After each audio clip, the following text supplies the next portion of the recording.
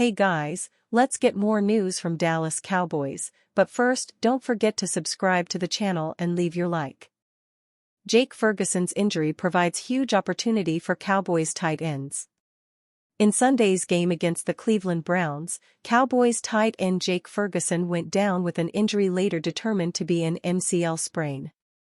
Although the possibility of Ferguson returning this season is high, it might not be for a few games. With the Ravens, Steelers, and Lions looming over the Cowboys soon, how can they prepare at tight end? The tight end room in Dallas is relatively shallow. All of the players have been playing for fewer than 3 years. This is Ferguson's third season with the Cowboys, and he's had a lot of upward potential going for him. Last year, Ferguson had the second most receiving yards right after CeeDee Lamb, collecting 761 yards. He also has an incredible reception-to-target rate at just under 70%. In the 2023 draft, the Cowboys brought in Luke Schoonmaker. Although he had some playing time last season, Ferguson ended up taking over as the veteran player and showing star potential. The Cowboys acquired John Stephens Jr. and Brevin Spanford in the offseason and signed them to the team, so they're new to the squad as well. Stephens Jr. with hamstring issues. Even more concerning than Ferguson's injury is the lack of depth behind him. Stephens Jr. was reported with a hamstring injury and was out in the previous game against the Browns. Stephens Jr. provides some versatility to Ferguson's play style. He's smaller, which means he is shifty and fast. He's also an excellent catcher, having a standout game specifically against the Chargers, going 3 receptions for 40 yards, with an explosive 24-yard carry. Not to mention that he didn't miss a single targeted pass in preseason, going 8-8 overall. If he can come back from his hamstring injury, it can be something special for the Cowboys. Shooting the shot with Schoonmaker.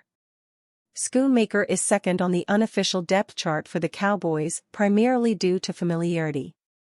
The Cowboys know Schoonmaker since he's played on the squad for a year already, and therefore, he's the most likely to take over if Ferguson is out long-term. In the preseason, Schoonmaker did average, collecting 2 out of 3 receptions in the Raiders game as well as the Chargers game, for 13 and 14 yards respectively. The biggest need for Schoonmaker is to show more power. However, if he's lacking in that department, there's always Spanford. A powerful tight end. A film for Brevin Spanford from college at Minnesota shows him powering through several people, needing multiple defensive players to take him to the ground. Where Schoonmaker could be similar to Ferguson, it's Spanford's pure power and dominance that could make him a great tight end. Not to mention Spanford is the biggest tight end in the room, a monster 6 feet 7 inches and 270 pounds. When compared to the other tight ends, Spanford has 36 pounds on Ferguson, 20 pounds on Schoonmaker, and nearly 50 on Stephens Jr. At this size, Spanford is rather slow in his running after the catch, but his power carries him. Spanford did pretty well in preseason too, with 2 halves receptions for 13 yards against the Rams.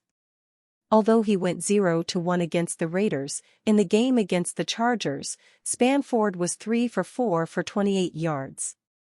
If the Cowboys are looking for a different alternative to Ferguson's swift and shifty plays, Spanford could present that for them. The good news about Jake Ferguson's injury. Because Ferguson's injury is only a sprain, the Cowboys don't have to worry about him being out more than a few weeks. But this time is a great opportunity for the young guys who are fighting for the ability to stand out of their shadow. And we'll soon get to see if they're able to do just that. Jerry Jones has 240 million reasons to trust QB Dak Prescott, and the Dallas Cowboys owner certainly does. Dak Prescott runs drills in the NFL football practice. Dak Prescott and CeeDee Lamb have new contracts that could keep the star quarterback and receiver together with the Dallas Cowboys for at least 5 more years. The next player up for a big deal is pass rusher Micah Parsons, who aims to become the highest-paid defensive player in NFL history. Prescott's new contract is the richest guaranteed deal in the NFL, with a $60 million average per year and a total of $240 million over 4 years. This deal was finalized just before the Cowboys' season opener, where they beat Cleveland 33-17 on the road. The contract includes a record $231 million in guaranteed money, but owner Jerry Jones is confident that the Cowboys can continue to build competitive teams and aim for the playoffs. "My assessment of where we're going to be going in the future, we're going to be able to handle this," Jones said. "We're going to be able to get players around Prescott that give us a chance to compete for a Super Bowl. He was our best chance at getting one." The Cowboys haven't advanced past the NFC divisional round of the playoffs since their last Super Bowl win in the 1995 season. Prescott's playoff record, now 2-5, includes a tough loss from last January. The 48-32 home wildcard defeat to Green Bay added to the criticism of Prescott, who had previously been compared to Tony Romo, a quarterback known for strong regular seasons but limited playoff success. The lengthy negotiation for Prescott's deal led to questions about whether he would prove to be a different story from Romo, who struggled to lead the Cowboys deep into the playoffs before Prescott took over. With mere hours to spare, the Cowboys managed to take care of their top 2 extensions in time for the start of the regular season. Both Dak Prescott and CeeDee Lamb have 4-year extensions in hand, and they will not face questions about potential free agent departures during the 2024 campaign. Throughout the offseason, the Cowboys' negotiations on the Prescott and Lamb fronts were made against the backdrop of Micah Parsons also being eligible for a new deal this year. With 2 years remaining on his rookie contract, it came as no surprise the All-Pro edge rusher was third on the priority list regarding an extension. With the current season underway, talks on a monster second pact between Parsons and the team will be delayed until the spring. "Right now, it's certainly not anything that's on the table," Cowboys EVP Stephen Jones said during an appearance on 105.3 The Fan regarding Parsons' extension talks, via John Machota of The Athletic. "Micah made a conscientious decision that he thinks he can put together an even better year. I think he got off to a great start against the Browns.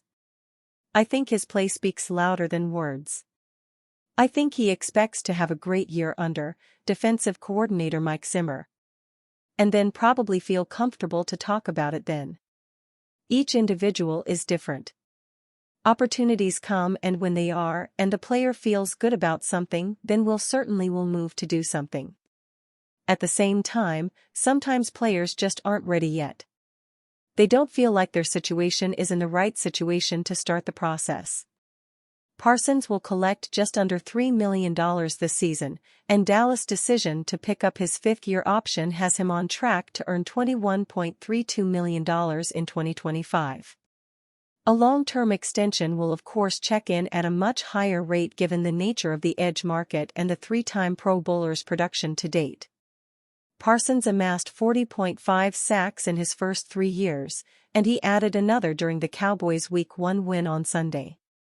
Remaining healthy and delivering another double-digit sack campaign would position him well for a major payday next offseason.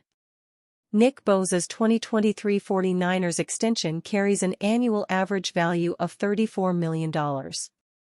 That figure briefly allowed him to hold the title of the league's highest-paid non-quarterback before being surpassed by Justin Jefferson.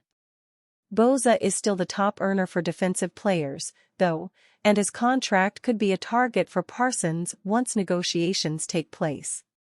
The 25-year-old said in June he was on board with waiting out the 2024 offseason and allowing the Prescott and Lamb deals to be worked out, while also letting the salary cap jump once more before working on an extension.